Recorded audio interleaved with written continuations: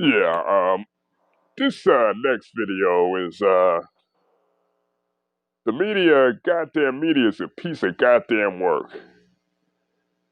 You got Stephen A. Snitch out here, and among others, really trying to push the agenda for this super team in Brooklyn. You know, all the reports are that James Harden is trying to get to Brooklyn to team up with Kevin Durant and Kyrie Irving. You know, trying to form this all star team, right? You know, in efforts to win a championship. But thing is, though, the media has been exposed for all the hypocrisy and all their biasness. You got Stephen A. Smith out here, among, like I said, among others, really capping for this shit to happen. We don't even have no analysis. They have no actual common sense or basketball IQ as to why and how this would work. And in my opinion, in my estimation, it's not going to work because you got three ball dominant players who can't play off the ball. I mean, Kevin Durant can play off the ball at some certain point, but even he is more of an isolation player. That plus they're gonna sacrifice their depth. You got a first year coach in Steve Nash, who's unproven, right? And also you got Mike Antoni on that staff. Mike Antoni, who's allergic to defense, number one, and number two, who's underachieved. Even he's underachieved in the postseason. Had all those teams in Phoenix underachieve. He underachieved greatly when he was with the Lakers. We all know how bad he was with the Knicks. And basically underachieved with CP3 and Harden and CP3 and Harden those 2 years. And underachieved last year with Westbrook and Harden. So what makes people think that all of a sudden, just because they have Kevin Durant and Kyrie Irving on that team, you add James Harden to the mix, it's an automatic championship. The media is very much driving this agenda. Okay, thing is, nobody's giving out the same energy. Okay, when it was speculated that LeBron James and Anthony Davis could possibly be teaming up with Kawhi Leonard in LA with the Los Angeles Lakers over a year ago, all I heard was, "Oh, this will be cheap. This is an easy way out. This will be a cheap championship." But thing is, though, nobody's giving the same energy to Kevin Durant. Okay, the so-called best player in the league. All right, it's the same guy who 2016 had a 3 games to 1 lead on the Golden State Warriors, right? Same guy who squandered a 3-1 lead and actually joined these motherfuckers, actually joined these cats, not even a month later, you know? Now, don't get me wrong. I'm not gonna say, oh, he don't deserve his championship. His championships are lasting. Yeah, he won those championships. I give it to him. But certain championships, certain rings have a certain value. And I thought it was weak. Now I thought that move to Golden State was a straight up punk out move, you know? He basically punked himself out, sold himself short. I didn't have a problem, once again, I didn't have a problem with him leaving OKC. You know, you can't play with Russell Westbrook, hey, that's fine. That's you, and that's you and your problem, to actually figure that shit out. But it's who he went to that I had a problem with. You understand? And like I said, I don't have a problem with teams, just actually doing what they have to do to win championships. But it's such thing as, overkill, too much of a good thing. You understand? For me, people throw the word super team around too damn much. They say LeBron was on super teams, which is bullshit. I give the Miami Heat. I give the Miami Heat the first couple years. That last year in Miami, they were nowhere near a super team. 2014 Miami Heat was not a super team. I'm sorry, because then you had Ray Allen, who was way past his prime, Shane Battier, who was basically one-dimensional. Dwayne Wade basically fell off. He was hurt. You know, he got hurt frequently, and what really wasn't playing. You know, the games that were that were actually playing the first incarnation, the first couple of years of the incarnation of the Big Three in Miami. Chris Bosh was very inconsistent, even though he did put up all-star caliber numbers. And I think it's a bullshit notion that LeBron James affected Chris Bosh's game. He was still averaging over 21 points a game, okay? When you have those three, we have those three players, when you have all star players on one team, somebody's number is going to drop. You understand? And the reason it worked was because after that first year, when they lost to the Dallas Mavericks, Dwayne Wade had to change his game a little bit to the point where they had to accommodate LeBron because LeBron was the best player and he was the one that was in his prime still. People forget when LeBron first went to Miami, he was 26, 27 when he first got down there. So he was just entering his prime.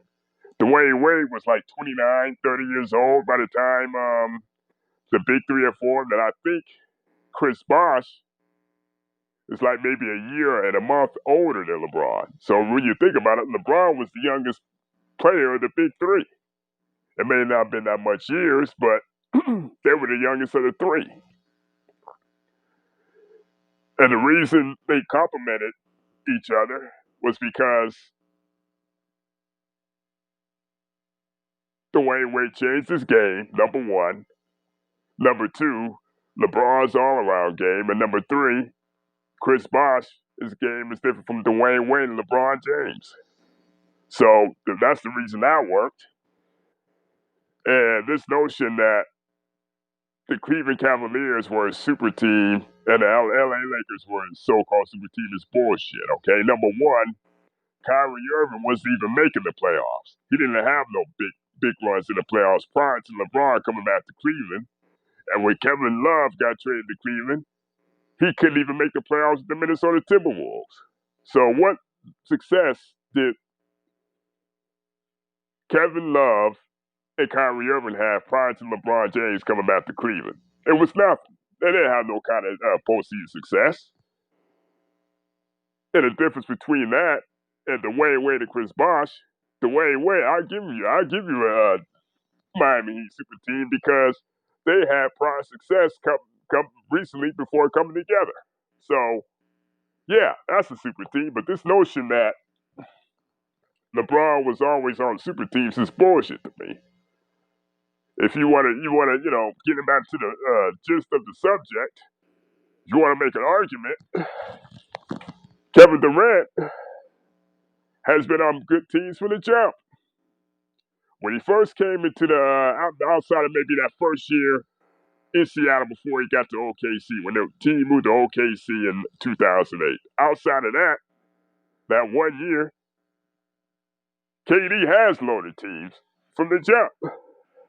Think about it. 2008, 2016, Oklahoma City. James Harden first came into his own. Russell Westbrook. You had Serge Ibaka. Then later on, you had down the line guys like Reggie Jackson, sharpshooters like Derek Fisher, who have recently won championships. Then you go to Golden State. You got Steph Curry, Klay Thompson, Draymond Green. Even though Draymond Green wouldn't be considered an all-star, but he's gonna be a Hall of Famer. I don't care what the number says. I don't care what people actually think about his game. he's a facilitator on those Warriors team, and he's gonna be a Hall of Famer. Yeah, Andre Iguodala, yes, Sean Livingston. Then now you trying to get James Harden to come play with you with Kyrie Irving. So when you think about it, Kevin Durant has been on more loaded teams than LeBron James, even though the matchups, the discrepancy isn't that far off. You compare those teams player by player, right? Take, for instance, the 2015, 2016, 27 Cleveland Cavaliers, right? And you take even the Oklahoma City Thunder with just Kevin Durant, Russell Westbrook, and Serge Ibaka. Then you got the surrounding pieces of Andre Robertson.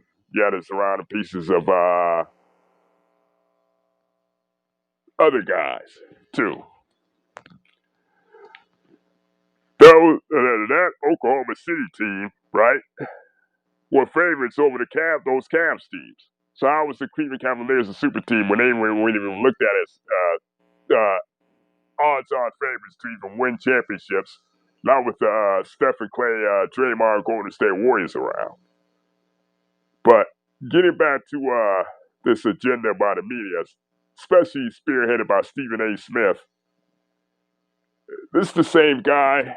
This is the same dude that fucking calling out LeBron James for trying to recruit Kawhi Leonard, saying it would be a weak move and it would cheapen his greatness.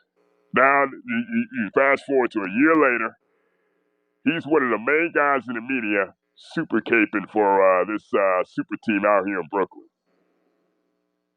Number one, we're not even sure that it's even going to work out. We're not even sure James Harden's going to be able to even get to Houston. Number one. Number two, if that happens, what makes you think all of a sudden they're going to be championship material? And like I said, Kevin Durant, he's coming off one of the most devastating injuries you could have in sports, the Achilles, right? And I know people have been saying he's been healthy, he's been back to normal, whatever. But Max Kellerman brought up a good point. There's a difference between playoff intensity pickup game and a pickup game in an actual official NBA game. You understand? So we don't know what Kevin Durant looks like. He might be 85%, he might be 86%, but even that, there's no guarantees that he'll be going to get back to the level he was pre-injury. Plus the fact you would have Kyrie Irving, who's proven in the past that he's a head case. He's a straight up head case, you know? He was a head case in Cleveland. He was a head case in Boston when all the other supporting cast was getting shot and he wasn't. And he was acting felt a certain type of way, whatever. And now he called out just last year, he called out the supporting cast in Brooklyn for not being good enough. After saying we need more. And you gonna pair him in the same backcourt with James Harden, who scores at a volume rate and averages more points than assists and rebounds, and you're gonna put him with Kyrie Irving? How is that dynamic gonna even work when they're basically all three are the same player? They're the same player. You understand? Because how is that dynamic gonna even work? Okay, say like James Harden is scoring like 28, 29 points a game, right? Kevin Durant is doing his usual thing, but yet Kyrie Irving is the odd man out being the third option. How is that even gonna fly? And none of them have proven they can play off the ball. Like I said before, Kevin Durant has proven it. The only reason he played off the ball was because the system in Golden State demanded it to. Now it's a whole different operation. It's a whole different system in Brooklyn. You understand? So it kills me how the hypocrisy in the media, they pushing for this thing to happen, but yet they're not even taking into consideration how the fit is even gonna translate into wins or losses. What is that bench gonna look like? Because there's no way in hell Houston's gonna give up James Harden without a shitload of players and a shitload of draft picks. You understand? There's no way they're gonna give up James Harden without a shitload of draft picks and players to come back. For sure, they giving up Levert and Dinwiddie. They giving up Jared Allen, and they giving up draft picks. So how is that even gonna commute to work? You understand? In all actuality, that's actually gonna hurt because you're bringing in unproven bench players who haven't had no continuity, no consistency, no chemistry, and that's putting more pressure on KD, Kyrie, or KD and Kyrie, who have both been proven to be injury prone. Especially now, since it's going to be 72 games and everything, and they would have to just scratch and claw just to be in like all these games, especially with the thin bench. Because I'm telling you right now, once again, Houston gonna want the house for James Harden. Ain't no way. Ain't no way. Ain't no way they're going to get both James Harden and Kyrie Irving on that team without any compensation. From what I'm hearing, they're asking for Kyrie Irving equal value in return. So how's that even going to commute? But like this whole hypocrisy thing with the media, man, like it's funny to me because they pick and choose who they cap for. You understand? They pick and choose who they cap for. They really pick and choose who they cap for. And I just think it's bullshit to me. And the media, the sports media, they've been a joke. They've been a joke for years. And I tell you, it all goes all the way back to 2000, 2008, cold pizza era when Skip Bayless started this whole goddamn trend. And then Stephen A. Snitch followed suit. And now they just go by hyperbole, they just go by storylines, they just go by hot takes. They don't break down actual film or what actually happened in the game. They don't go by what actually is going on within the game. They just go by speculation, a bunch of gossip, man. I don't watch that shit. I refuse to watch that shit. I refuse to take this shit seriously. Because at the end of the day, half the time they end up being goddamn wrong any goddamn way. But I tell you what, if James Harden does leave, more than likely, I see the Philadelphia 76ers taking a chance on him. Because number one, they got more balance. Number one. Number two, they would have to give up less. And number three, you got Daryl Morey there, who's probably going to install the same kind of system with Doc Rivers as the head coach. So, at the end of the day, man, that'd be a better fit than taking a chance with some so-called super team in Brooklyn, and risk injury and risk losing depth, especially in this shortened season of 72 games. But for me, it's all bullshit, man. It's all bullshit the way the media is pushing this agenda for this so-called super team. And like, you know, they act like if they win the championship, it's going to add value to Kevin Durant's career. No, it's not. Because, like I said before, championships have certain value. You know what I mean? Championships have certain value. You understand? And this would be twice KD has won a championship on a super team, okay? And it's just, for me, if we're going to keep the same energy about LeBron and his championships, right? But people say he took the easy way out. people say they don't have no kind of value, whatever. We need to do the same thing with Kevin Durant. Because like I said before, he's played on more stacked teams than LeBron James has ever had. Outside of maybe the Miami years. And don't give me that shit about Anthony Davis either, because y'all saw what happened last year. Y'all saw that team. Nobody picked that team to win the championship. Everybody was on the Clippers bandwagon saying the Clippers were going to do this, the Clippers were going to win that, the Clippers were going to win this. Don't give me that shit. Don't give me that shit about, oh, LeBron had an easy way out. No, he didn't. How was it easy? He wasn't even the favorite. He wasn't even the favorite for the championship. Nobody, except for maybe a few heads in the media, picked them to win the championship last year. So how is that a super team when they weren't even overwhelming favorites? Not like how the Warriors were, not like how the Miami Heat were. Nobody was picking the Lakers or the Cavaliers to win any championships. Either of these past seasons. Even in the Miami days. You had people picking Kevin Durant's Oklahoma City Thunder or the San Antonio Spurs in the NBA Finals. So, what does that tell you? But yeah, man, the media's full of shit.